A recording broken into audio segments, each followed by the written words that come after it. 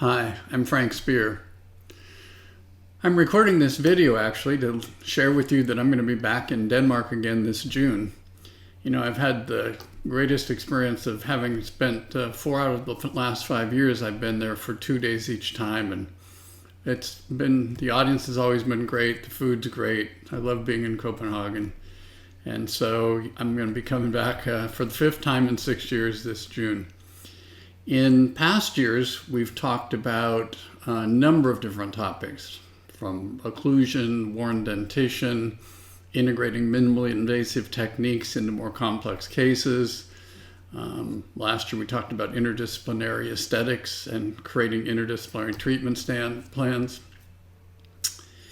And this year, we're going to be doing something that I think will resonate with virtually all clinicians, is we're going to talk about clinical failures.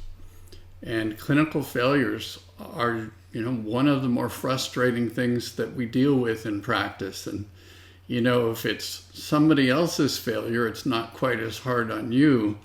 But if it's your own failure on your own patient, that's a whole different story. So we're going to walk through basically how to predict the highest risk patients for failure, how to potentially prevent failure in those patients, and then how to manage failures if they do occur.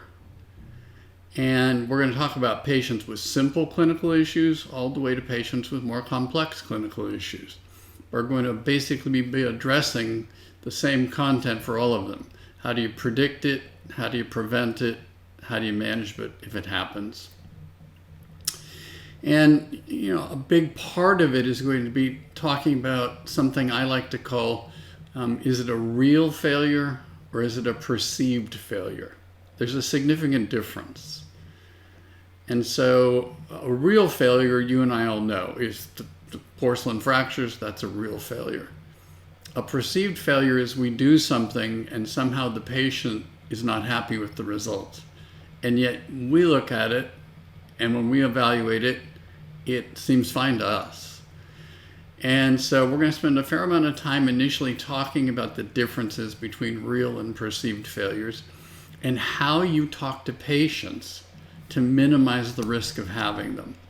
We're going to break it down into talking about aesthetic failures, functional failures. So we're going to talk about who are the high-risk patients occlusally at risk of failure, and how would you change their occlusion to minimize that risk.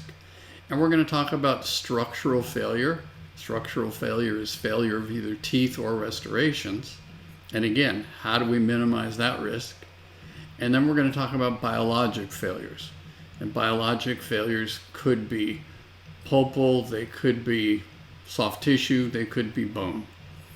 And so we're going to cover all of those topics, but we're basically going to have the same theme throughout, which is what's a real failure, what's a perceived failure, how can I manage it in advance to minimize the risk of happening in my office.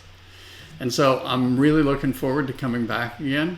We've always done it in October before, so it's going to be fun to be there for me in June. And I hope to see you all there. Thank you.